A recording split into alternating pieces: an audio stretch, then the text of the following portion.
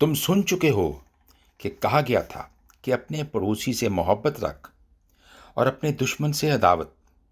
लेकिन मैं तुमसे कहता हूँ कि अपने दुश्मनों से मोहब्बत रखो और अपने सताने वालों के लिए दुआ करो।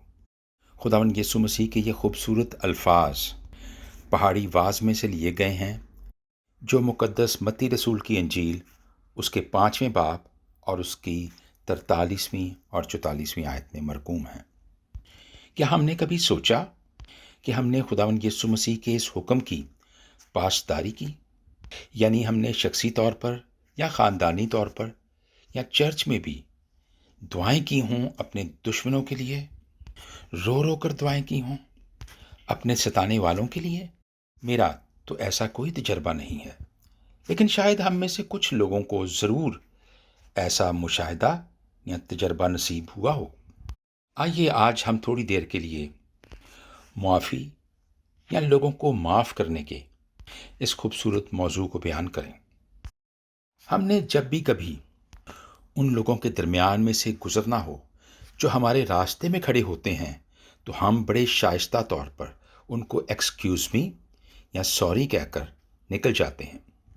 आम तौर पर हमारे ये अल्फाज सुनकर लोग अपना रास्ता थोड़ा सा छोड़ देते हैं और हम बासानी वहाँ से गुजर जाते हैं।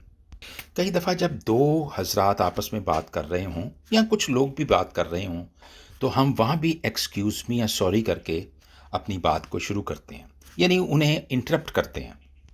ऐसी सूरत में हमें थोड़ी सी इखलाकी आज़ादी मिल जाती है कि हम उन लोगों के साथ बात कर सकें। उर्दू में एक बड़ा खूबसूरत लफ्ज़ है, माफ़ कीजिए, और हमारी इस छोटी सी माफ़ी से हमें इखलाकी इजाज़त मिल जाती है, जो गैर इखलाकी तौर पर बहुत से लोग पनाह हटोए या लोगों को मोड़ा मार कर ही निकल जाने का दूसरा अंदाज होता है। यहाँ दोनों ही, माफ़ी मांगने वाला और माफ़ करने वाला, एक दूसरे को कबूल कर लेते हैं और इस अमल को बर्दाश्त कर लेते हैं। इंग्लिश का एक और खूबसूरत लफ्ज़ है पार्डन। उर्दू में इसे भी माफ़ी ही कहते हैं। ये माफ़ी आम तौर पर यकतरफ़ा होती है, जो माफ़ करने वाला अपने मद्दे मुकाबल को माफ़ कर देता है। मुल्कों के दरमियान एक आम माफ़ी का ऐलान किया जाता है। मुल्कों में भी कई दफ़ा आम माफ़ी का ऐलान किया जाता है। कैदियों के साथ आम माफ़ियों के इस इस्तेमाल की इस्तिलाह को हम बड़े अच्छे तौर पर देखते हैं। इससे मुराद ये होती है कि माफ़ करने वाला, चाहे उसका दिल अपने मद्दे मुकाबल के लिए साफ़ हो या ना हो, वो उसे माफ़ कर देता है। कंप्यूटर की इस खूबसूरत इस्तिलाह को डिलीट का बटन कहते हैं, डिलीट कर देता है।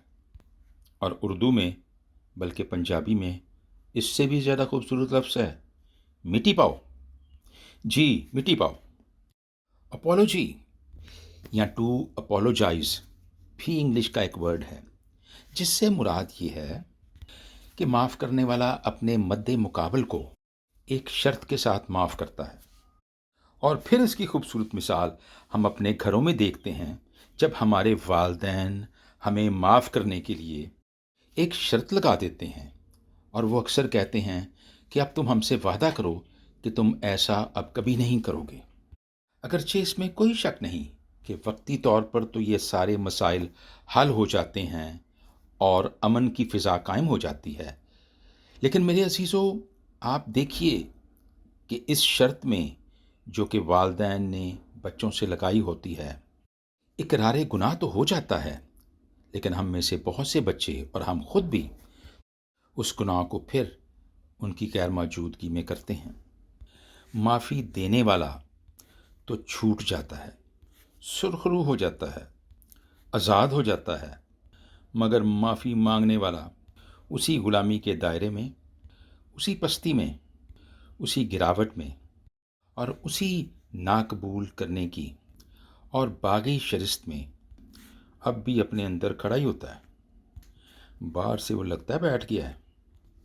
ये अच्छी माफ़ी है, जहाँ माफ़ करने वाले ने तो उसकी समझ के मुताबिक जंग जीत ली होती है, लेकिन दूसरी तरफ ये जंग हारने वाला अब दोबारा जंग की तैयारी पकड़ता है। माफ़ करने वाले ने तो डिलीट का बटन दबाकर अपना कंप्यूटर बंद कर दिया होता है, लेकिन ये हारने वाला ابھی بھی اپنا کمپیوٹر کھلے رکھتا ہے اور وہ بار بار ڈیلیٹ کی بجائے انٹر کا بٹن دبائی جاتا ہے، یعنی وہ اپنی غلطی کو بار بار دہراتا جاتا ہے۔ انسان کی اس باغیانہ طبیعت کے باعث ابھی جنگ جاری ہوتی ہے۔ جیت ہار کا فیصلہ تو میرے عزیزو ابھی ہونا ہوتا ہے۔ آپ کو ملتے ہیں پھر بریک کے بعد۔ یہ ہمارے خداوند یسوع مسیح کی انجیل ہے۔ خداوند تیرا شکر ہو، آمین۔